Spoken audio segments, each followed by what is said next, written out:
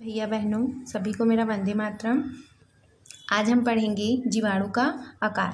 तो जीवाणु के आकार में पिछले वीडियो तक हमने क्या बोलते हैं गोलाकार जीवाणु देख लिया था।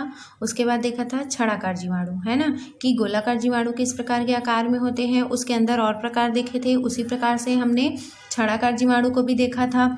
अब हम तीसरा आकार क्या देखेंगे कि तीसरा आकार होगा सर्पिलाकार जीवाणु। सर्पिलाकार जीवाणु। तो यहाँ पर आप नाम से ही देख रहे होंगे कि ये जो जीवाणु होगा वो कैसा होगा, तो सर्प के समान आकृति में होगा, है ना। स्प्रिंग लाइक क्या होगा, स्ट्रक्चर होगा। तो सर्पिलाकार जीवाणु में क्या होता है कि इस जीवाणु में दोनों ओर क्या पाया जाएगा, कसाभिका उपस्थित होता है। यदि हम इसकी संरचना की बात करेंगे तो यह इस प्रकार से संरचना में होता है, इस प्रकार से, है ना। सर्प जैसे जिस प्रकार से सर्प रहते हैं उसी प्रकार से ये जीवाणु भी दिखाई देते हैं। चूंकि ये इतने सूक्ष्म जीव हैं कि हमें नग्न आंखों से दिखाई नहीं देता है। और इसके दोनों ओर क्या पाया जाता है, इस तरीका से स्ट्रक्चर पाया जाता है जिसको बोलते हैं कशाभिका, इंग्लिश में बोला जाता है फ्लैजिला। तो ये है सर्पिलाकार जीवाणु, है ना। इसको क्या बोलते हैं, कशाभिका कहा जाता है। तो अभी तक हमने जो दो आकार देखा था उसमें कसाभिका अब्सेंट होते थे, लेकिन सर्पिलाकार जीवाणु में क्या होगा कि इसके दोनों ओर कसाभिका उपस्थित होंगे। तो यहाँ पर हम लिख सकते हैं कि दोनों ओर कसाभिका पाया जाएगा,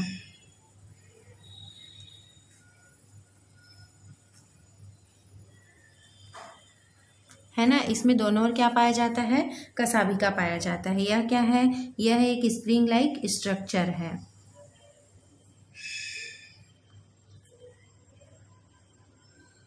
स्प्रिंग लाइक स्ट्रक्चर होता है। इसके एग्जाम्पल में हम लिख सकते हैं, इसका एग्जाम्पल होगा स्पाइरिलम, है ना।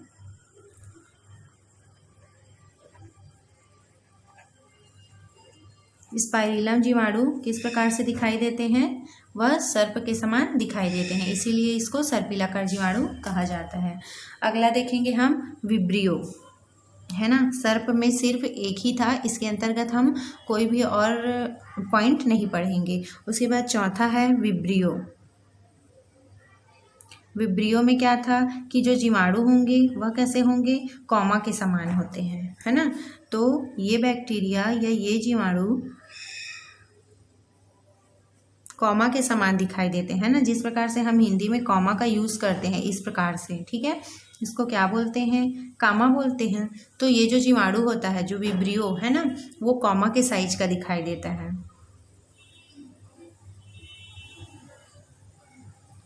तो हम इसमें लिख सकते हैं कि यह कॉमा के साइज का होता है ना।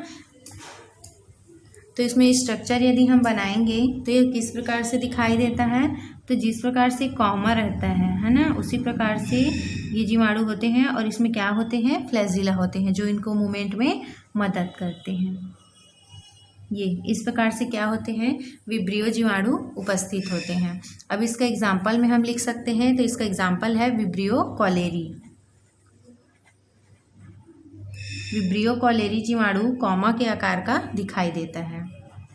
ये जो विब्रियो कॉलेरी है वह कॉलेरा रोग जीवों में उत्पन्न करता है, जिसके कारण से जीवों के शरीर में क्या हो जाता है, उसका जो शरीर रहता है वो एकदम गर्म हो जाता है ना। जो कॉलेरा बीमारी रहता है उसमें तेज बुखार आता है, तो वह किन किन के कारण से होता है, विब्रियो कॉलेरी, यह कॉलेरा नामक बीमारी उत्पन्न करता है। फिर अगला हम देखेंगे सवृंत, है ना। अगला आकार क्या होगा, सवृंत।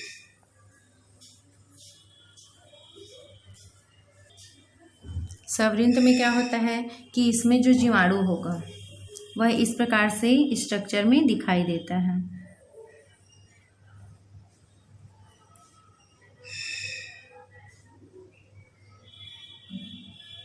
ये किस प्रकार से दिखाई दे रहा है, एक बैट के समान दिखाई दे रहा है, इसी को बोलते हैं सवृंत जीवाणु। तो इसका एग्जाम्पल हम लिख सकते हैं कॉलोबैक्टर।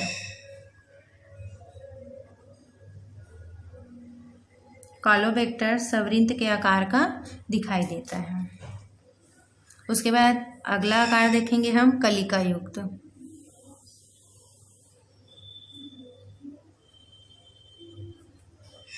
कलिका युक्त जो जीवाणु होता है वह क्या होता है कि इसमें एक से अधिक बर्ड्स निकले होते हैं। बर्ड मतलब कलिका होता है ना। तो इसमें हम लिख लेंगे एक या एक से अधिक बर्ड्स निकले होते हैं, उभार निकले होते हैं।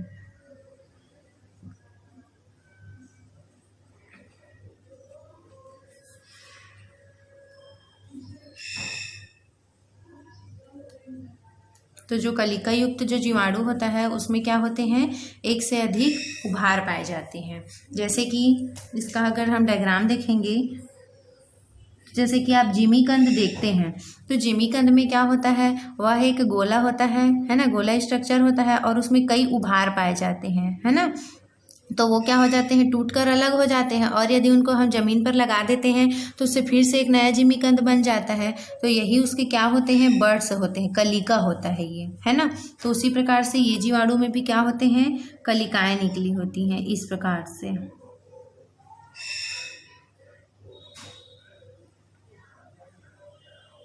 है ना। तो ये जो कलिका युक्त जो जीवाणु है वो इस प्रकार से दिखाई देता है। इसका एग्जाम्पल हम लिख सकते हैं रोडोमाइक्रोबियम।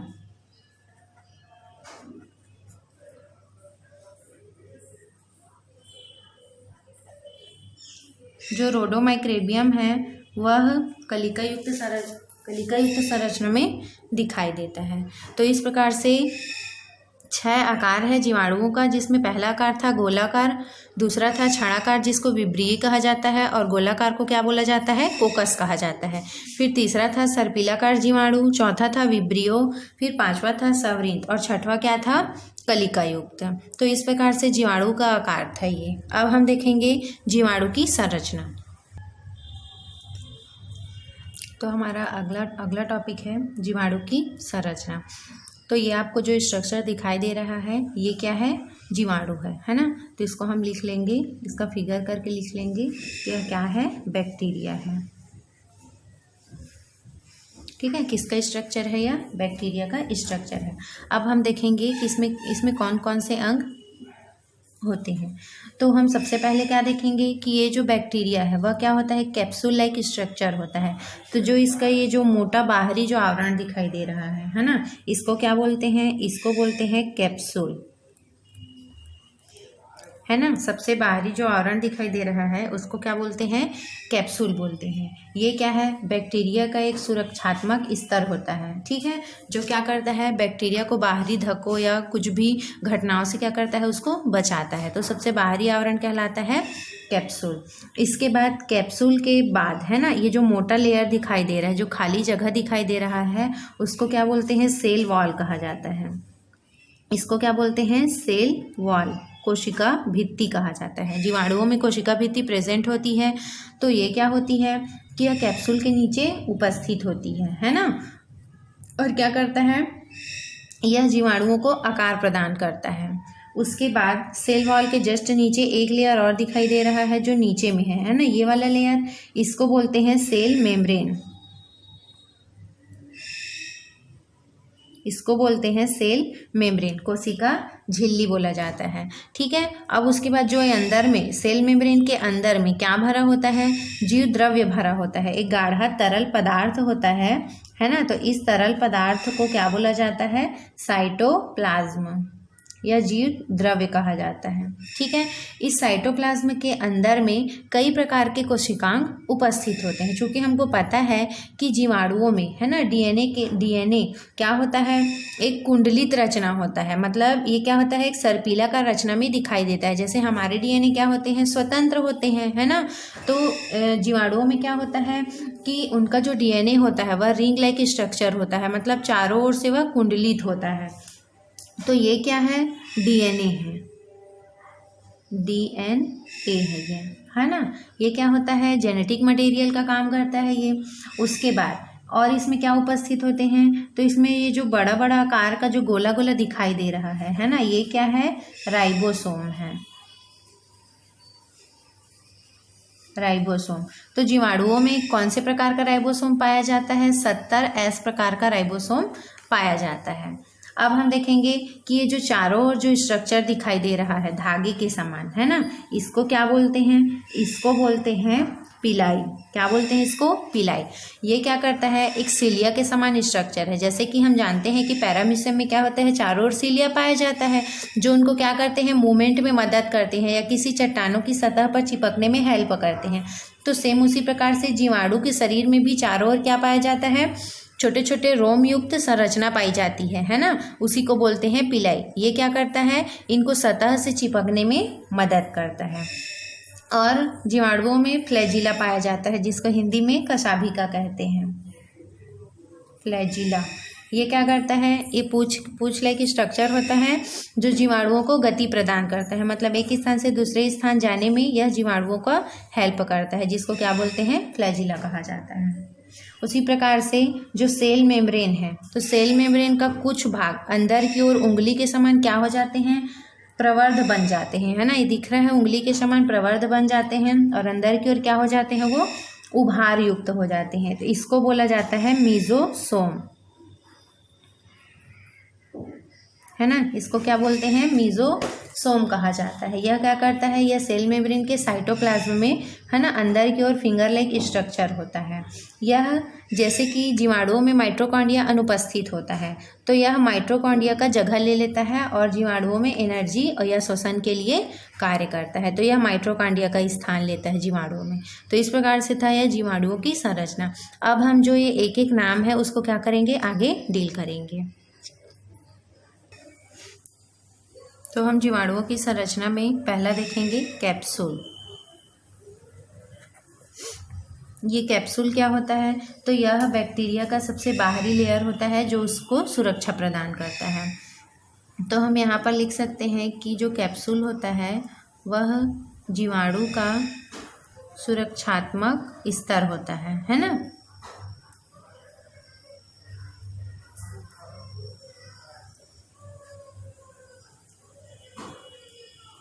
तो इस तरीके से ये क्या है, जीवाणुओं का सुरक्षात्मक स्तर होता है। उसके बाद ये क्या करता है, तो यह किससे किससे मिलकर बना होता है, तो यह पॉलीपेप्टाइड और पॉलीसेकेराइड्स से मिलकर बना होता है। जो कैप्सूल होता है, कैप्सूल पॉलीपेप्टाइड व पॉलीसेकेराइड्स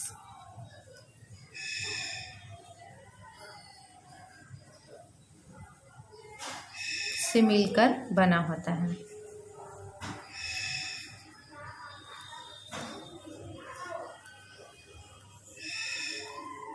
ना। तो इस प्रकार से कैप्सूल है। कैप्सूल क्या है, यह जीवाणुओं का सुरक्षात्मक आवरण होता है ना, क्योंकि यह सबसे बाहर में पाया जाता है। तो और जो ये कैप्सूल होता है वह पॉलीपेप्टाइड और पॉलीसेकेराइड से मिलकर बना होता है। फिर अगला हम देखेंगे दूसरा क्या था, कैप्सूल के बाद आता है सेल वॉल या कोशिका भित्ति। तो सेल वॉल क्या होता है, तो यह कैप्सूल के नीचे का आवरण होता है ना। और यह क्या करता है, जो सेल वॉल होता है वह कोशिका को आकार प्रदान करता है। यह पेप्टिडोग्लाइकॉन की बनी होती है। दूसरा है सेल वॉल। सेल वॉल क्या होता है, यह कैप्सूल के नीचे उपस्थित होता है और यह जीवाणु की जो कोशिका भित्ति होती है ना, जिसको सेल वॉल कहा जाता है, यह जीवाणुओं को आंतरिक सुरक्षा व उनको आकार प्रदान करती है ना। मतलब जीवाणु जिस आकार में होते हैं वह सेल वॉल की वजह से ही होते हैं। अब अगला हम देखेंगे सेल मेम्ब्रेन।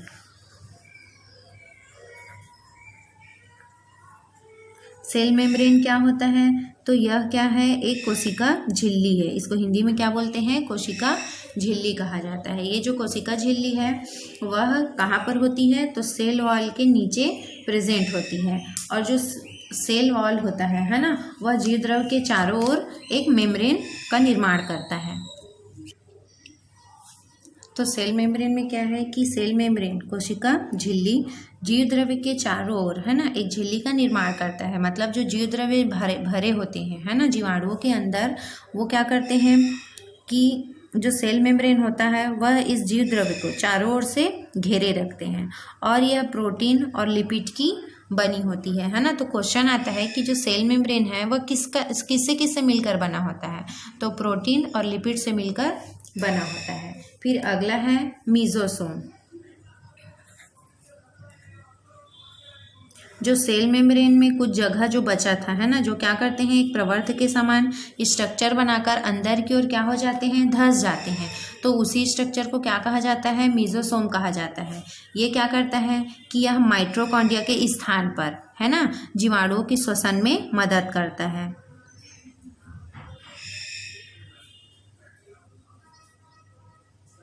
तो यहाँ पर हम लिख सकते हैं कि बैक्टीरिया की, है ना, श्वसन क्रिया में मदद करते हैं या हेल्प करते हैं माइटोकॉन्ड्रिया की जगह पर। जैसे हमारे शरीर में माइटोकॉन्ड्रिया है जो एनर्जी का फॉर्मेशन करता है, तो उसी प्रकार से जीवाणुओं में माइटोकॉन्ड्रिया नहीं पाया जाता, तो उसके स्थान पर मीजोसोम पाया जाता है ना। ये क्या होते हैं, एक फिंगर लाइक स्ट्रक्चर होता है। जो मीजोसोम है वह क्या है, फिंगर लाइक स्ट्रक्चर है। फिर मीजोसोम के बाद अगला पॉइंट हम क्या देखेंगे कि अगला हम देखेंगे साइटोप्लाज्म, जीव द्रव्य, है ना। इसको क्या बोलते हैं, जीव द्रव्य कहा जाता है। जीव द्रव्य क्या होते हैं, तो सेल मेम्ब्रेन के अंदर में, है ना, रंगहीन पारदर्शी साइटोप्लाज्म या जीव द्रव्य पाया जाता है। तो जो सेल मेम्ब्रेन होता है उसी को क्या करता है, चारों ओर से साइटोप्लाज्म को सेल मेम्ब्रेन घेरे रहते हैं। तो ये जो जीव द्रव्य होते हैं वह एक पानी के समान तरल पदार्थ होता है ना, जिसमें कोई कलर नहीं होता, इसलिए इसको क्या बोलते हैं, रंगहीन बोला जाता है। और जिस प्रकार पानी जो है वो पारदर्शी होता है, तो उसी प्रकार से जीव द्रव्य भी क्या होते हैं, पारदर्शी होते हैं, है ना। जो जीव द्रव्य है उसमें लवण, कार्बोहाइड्रेट्स, वसा, एमिनो एसिड, है ना, और बहुत सारे विटामिन और एंजाइम प्रेजेंट होते हैं। तो हम यहाँ पर लिख सकते हैं कि यह रंगहीन और क्या है, परमिएबल, है ना, पारदर्शी पदार्थ है, जिसमें क्या क्या उपस्थित होता है, लिपिड, वसा, है ना, और क्या होता है, कार्बोहाइड्रेट,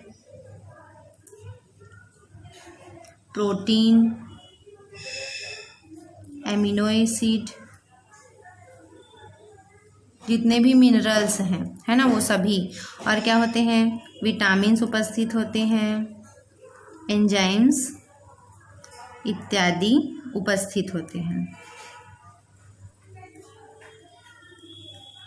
तो जीव द्रव्य किससे किससे मिलकर बना होता है, तो यह carbohydrates, protein, amino acid, lipids, vitamin, enzyme इत्यादि से मिलकर यह बना होता है। यह एक रंगीन और पारदर्शी पदार्थ होता है। इसके बाद हम देखेंगे डीएनए, है ना। जीवाणुओं में डीएनए क्या होता है, रिंग लाइक स्ट्रक्चर होता है, और इसमें डीएनए के अतिरिक्त, है ना, जीवाणुओं में क्या पाया जाता है, प्लाज्मिड पाया जाता है। ये क्या करता है, ये भी एक जेनेटिक मटेरियल्स है। तो हम यहाँ पर लिख सकते हैं कि जो डीएनए है रिंग लाइक स्ट्रक्चर होता है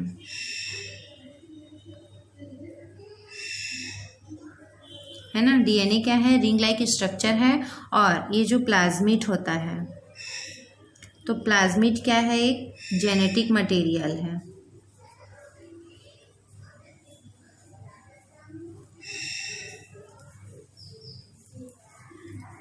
ठीक है, तो यह क्या है, एक अतिरिक्त जेनेटिक मटेरियल होता है। डीएनए के अतिरिक्त प्लाज्मिड भी पाया जाता है, जो क्या है, एक जेनेटिक मटेरियल्स होता है ना। ये क्या करते हैं कि जो रिकॉम्बिनेंट होता है ना, जब जीवाणुओं में एक पीढ़ी से दूसरी पीढ़ी में, है ना, वो क्या करते हैं, प्लाज्मिड के द्वारा ही उनमें जो उनकी संतानों में लक्षण ट्रांसफर होते हैं। अब उसके बाद हम देखेंगे प्लाज्मिड के बाद फ्लैजिला।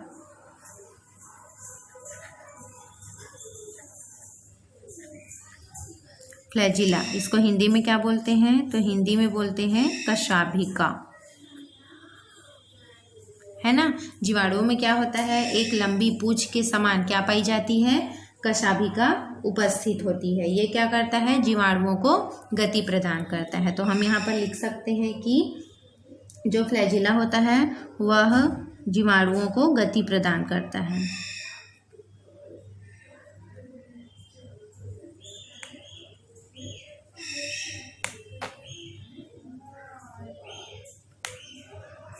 ठीक है, तो ये पूंछ के समान स्ट्रक्चर होता है जो जीवाणुओं को गति प्रदान करता है। फिर लास्ट हम देखेंगे पिलाई। क्या देखेंगे? पिलाई। ये क्या है? धागे के समान संरचना होती है ना। जीवाणुओं में कैप्सूल के चारों ओर है ना धागे के समान संरचना होती है जो प्रोटीन से ही बने होते हैं।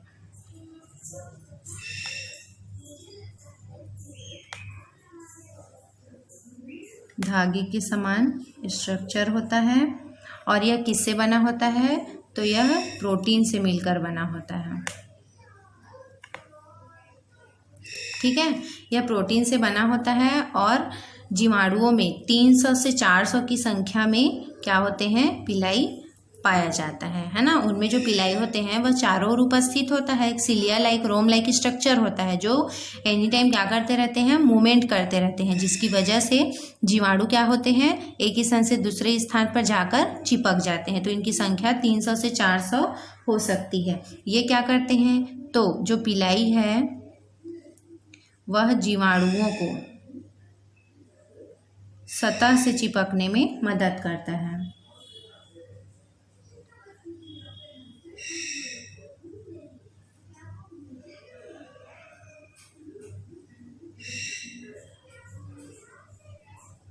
है ना। तो इस प्रकार से था जीवाणुओं का संरचना। Thank you.